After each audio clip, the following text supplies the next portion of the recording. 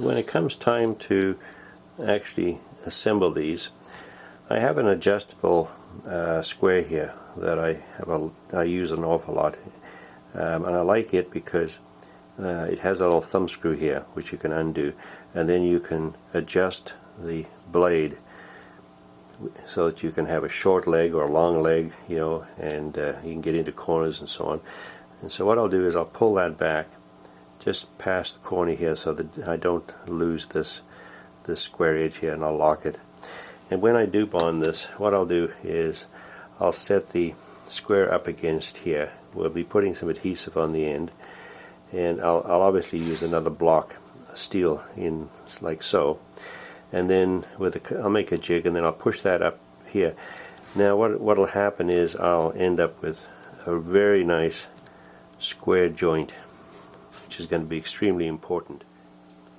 To make the top chords, that's the top beam that runs across the top of the trestle that carries the deck, I've made a similar jig as this one here with some wood blocks, so that that top plate, and you can see the rivets along here, will lay in there to keep that square. There's a little, like the vertical beam, there's a little etched out channel on the side that these styrene channels fit into, and on one side are rivets that are spaced out, the other side are rivets that are very close, and these close rivets have to be the ones that go down because they match the ones on the top side of that steel plate.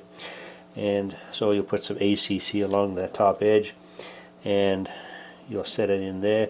And I also use a little block of wood that rests against this on each side, so that I can press it down and press it into that block, and everything holds together. And when you're done, you end up with that channel, and you'll see the two channels on each side and rivets on the top deck. And then that will have, after I paint that on the inside, I'll paint that out black like I've done the other ones, and then the fret will go on there. Now this is the underside of that top chord, and that will be the bracing along there, and there'll be some reinforced plates with rivets and so on the on each end, and there'll be some reinforcing plates where these holes are, because that's where some of the cross reinforcing goes. Just following the steps, I've cut out most of the parts so far from this piece of brass etching, and as I mentioned before, I do use a chisel edge blade. It's flush on one side, so it makes it very easy to cut all these parts out with a nice flat cut on the edge. And there's a few more to do here as I move along, step by step. But even though I've done that, and there's a lot of reinforcing plates here, these are the larger ones, and they're etched on the back so they fit perfectly in the beam, and then there's rivets on the back side. But what you have to do is you still have to take every single one of these and just file every one on the four sides. This takes quite a while, but it has to be done so you don't have that little burr. And then once those are done, following the instructions, these will go into specific areas on the bottom, on the sides. And then once that's done, the fretwork, which has also been cut out ahead of time, and they tend to be a little bit tricky to separate sometimes, will go on the underside of the beam. And these are the top chords that will join up to make the full length of the bridge on the top. These are some of the steel plates, reinforcing plates, and you can see the rivets on the top. Extremely fine, and these are very, very thin. So when you are sanding the edges or filing the edges, hold them in your fingers. Don't hold them with a pair of tweezers or any tool, because the brass is actually very, very thin. It's virtually a scale thickness, and it's very easy to twist or distort the brass itself. This part of the construction, we're doing the truss beam assembly, and that's the two lower trusses at each end. Now the instructions call for putting these two pieces in here with a pin in each end, but to me there's no way of guarantee that these don't have some kind of a twist, and I don't see a lot of control here. They do give you the dimension here of 0.208 inches as the gap in here, and I've worked that out to be a 10 by 12. I like using wood jigs. So what I've done in this case is this is the 10 by 12 is it's 10 inches wide. That's the spacing that I've worked out. So using a strip of wood, I've put that in here, and I've put a stop at the end here that's square to this. And now I've assembled this one already, but to show you what I've done is I've laid each one of these channels up on each side, pushed it tight towards the stop here. So now I know this is square, and 10 inches in between. That keeps all these the same width. And then I've used ACC to put that plate across the end on each side. Now what's important is not to have that strip of wood run all the way through underneath these stops or these plates here, because you could get glue on it and then it'd be harder to get it off. And this 10 by 12 is slightly lower than the top of these two channels here, so that when I decide to start putting on the fretwork on here, they will be glued to the top of these channels here, and the glue won't go on this piece of wood here, so I'll be able to just tack all this fretwork on the top of this. And when I turn it over, of course I won't be using that because I won't be able to get that over there, but it will be tight and it won't have any flex like this. And then I'll be able to just set that against that stop again here and put the fret on the bottom side of that. We now have to create the top chords.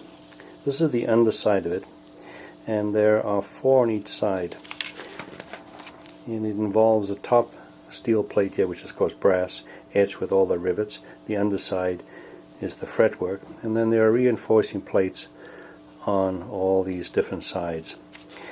And again, there is an instruction here by using this piece of aluminum and shims in here to lay this against with a pin through here to keep the square. But again, I don't believe that this prevents this from being out of square. Now I like using wood on these jigs, so again on this piece of cardboard here, this stiff illustration board, I'm assembling all my jigs on here. So what I've done is I put 2 stops here, 2 stops here. Spacing in here is the width of the top steel plate that runs along the top of this cord with all the rivet details, and I put a stop in the end that is square to this. And then I took this steel plate here, which is obviously etched brass, and I laid it in that jig and up against the end here. So now I know that this is going to be square. And then I installed these channels up against each side, and then put these top plates on here according to the instruction. Now I've gone back to my aluminum bar, drilled another hole, and I put a taller pin in here because this is deeper than the early ones that we were using back in here. And so this is now my guide. So these holes I would drill through here, I can now put this beam in here, and by putting this beam in here on this pin, the pin comes through, and I can put these reinforcing plates, as you can see here, I can put the reinforcing plates on the sides aligned with that pin. And when the ends are done, then I can go to the center and I can do the same thing there. Put the channel and the beam over the pin protrudes there, put that reinforcing plate there, so everything is dead in line.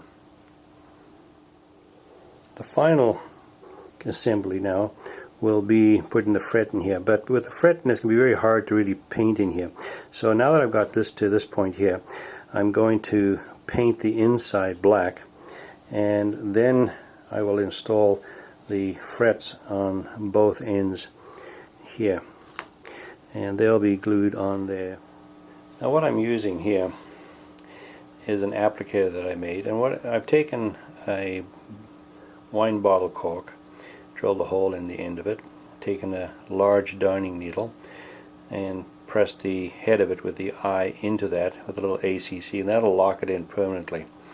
This makes a great applicator for any liquid adhesive, whether it be white glue or ACC.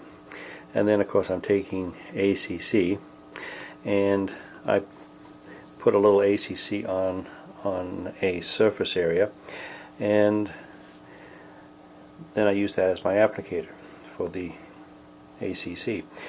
Now to put these frets on here, they obviously won't go back on here because of the fret that's on the opposite side, so I'm putting the ones now on the opposite side. So what I'm doing is I'm just setting it up against here just to hold it in place, and then I'm taking and I'll put a little adhesive, the ACC, on the underside of each of these little rivet areas, but I'll only do 1/3 of them, and I'll place it in place, and then I'll put a small weight on it till it cures, and then I will take and just hold that down while